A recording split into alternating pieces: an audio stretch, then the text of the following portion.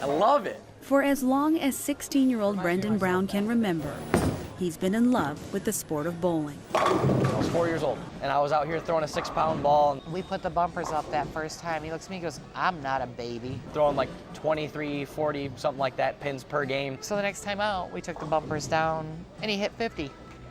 And he's been on the whirlwind since. Shooting his first 200 game at the age of 11. After that, I shot a 206, and then a 235, and then a 276, and then a 277 with 11 strikes in a row. And I was 14 when I did that. But in October of 2014, I started crying because I couldn't bowl. That all came crashing down. Brendan found himself in urgent care, getting x-rays after a mud bogging accident with friends. And I fell and I thought I just tore a tendon or something like that in my leg. Never in a million years did I dream he was talking cancer. But an MRI confirmed it. Brendan had a tumor in his leg, chondroblastic osteosarcoma. Further testing revealed it was also in his lungs. It's a gut punch. It takes all the wind right out of you. 2 weeks later, Brendan started the first of what would become 29 chemo treatments, and in January of 2015 underwent limb salvage surgery, having 17 centimeters of his tibia and fibula removed to keep the cancer from spreading. I just kind of kept a positive attitude about it. I was like, it's not like everybody needs all 4 limbs to, live everyday life. 2 months later, he was back in the OR, this time to remove the cancer from his lungs. And in the midst of recovery and more chemo, it came back farther up in my leg, and it actually grew about the size of a basketball. Doctors told him it was either life or limb. And I was like, oh, hey, see you, leg. Adios. Good knowing you. And in July, Brendan had his leg amputated at the hip. People look at me like a disabled person, and I get the looks a lot when I'm in public and stuff like that. And it's not even like I'm not the dis part, I'm the able part. Like, I can do almost everything a normal person can do. I mean, I can't walk, I can't run, but that's not going to stop me from getting where I want to be. Did quitting bowling ever cross your mind after Never. all these surgeries? Never. You were going to find a way to make it work? Yep, and I did. I used the wheelchair for balance with my left hand, and I just throw the ball with my right hand. Brendan averaged 220 points per game before surgery. His first game back after his amputation, he got a 32. It's like starting over at 4 years old, and you're not done. We're not quitting. And Brendan didn't.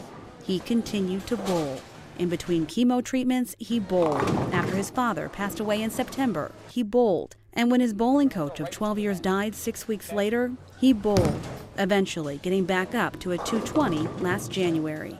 It was a great feeling. I mean, I was in the middle of the game, I was through a strike, and then 4 more, and I was like, hey, I'm doing all right. But now Brendan's gearing up for a different type of opponent, one that he's faced before and won, but one that certainly doesn't play by the rules. And you won't find him here in these lanes either. That's because at the end of January, Brendan found out that his cancer came back and is as aggressive as ever. Yeah, it's less than 6 months to live, and I'm like, oh, okay, might as well go live my life. I will die of a broken heart if I lose my boy. He's my world. Has been. That's all I've ever asked for was him, and I'm not going to give him up without a fight today. Scans showed the cancer came back in Brendan's lungs. 2 nodules quickly became 5, and they were growing exponentially. As long as we have each other, there's nothing we can't get through. He had surgery in early February to remove the upper lobe of his lung, and though his journey is far from over, through it all, he's somehow managed to remain positive. I live life like everybody else does. I get up and put my pants on one leg at a time, even though I have one leg to put them on, but I still put them on one leg at a time. And dreaming of the day he'll be back on the lanes once again. When I come out here and bowl, it just puts everything else behind me. Like, I don't think about the fact that I have cancer. I don't think about the fact that I look different from everybody else. I don't think about the fact that I'm in a wheelchair. It's just, I'm doing what I love.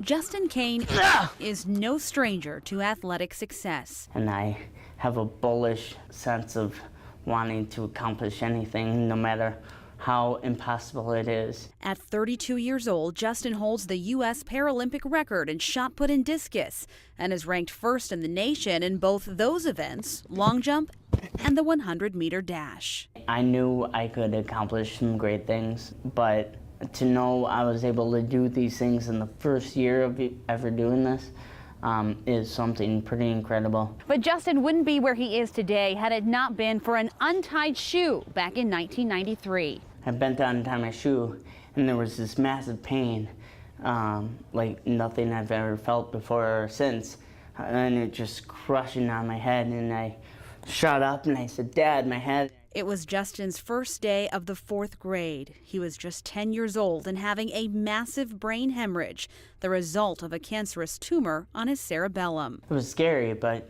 there wasn't any time to think about it and get worrying about it. It was, okay, now we got to fight back. Justin underwent emergency surgery and given just a 40% chance of survival. He made it, but lost his ability to walk, talk, and swallow in the process. It was like I was trapped in a body that didn't understand what I was trying to do, and I had to reteach it. It took years. It was extremely frustrating. But Justin was eventually able to relearn everything the tumor took away.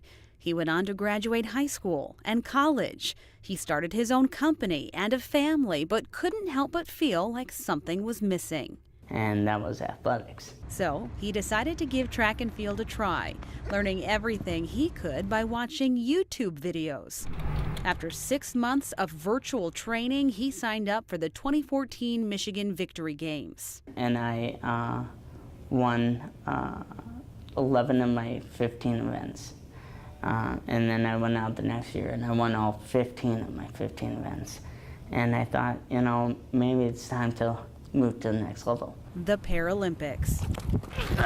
Justin's eligible because he suffers from ataxia That was a better one. as a result of his brain tumor, which makes him unable to fully control his bodily movements, Thankfully, I got a towel out here. making balance and coordination a challenge. So I tried it out, competed in long jump, shot put, and discus, and I won first in all the events, made nationals in all the events, and I actually set a U.S. record in discus. And he's not stopping there. Justin's hired a coach and a trainer and has his sights set on Rio and the U.S. Paralympic team. He's been just a full steam ahead. I don't see anything getting in his way. All right, push, push, push. Putting in long hours inside of the gym Dig deep, dig deep. and out. Good. Life is not about waiting for the rain to pass. It's about training in the rain. Letting nothing get in the way of him and right. his Olympic dreams. I think the sky's the limit, and I think it's going to be a matter of time before he brings home a gold. I would be over the moon excited. The whole reason I'm doing this is because I'm a childhood cancer survivor. And hopefully soon, a Paralympic gold medalist.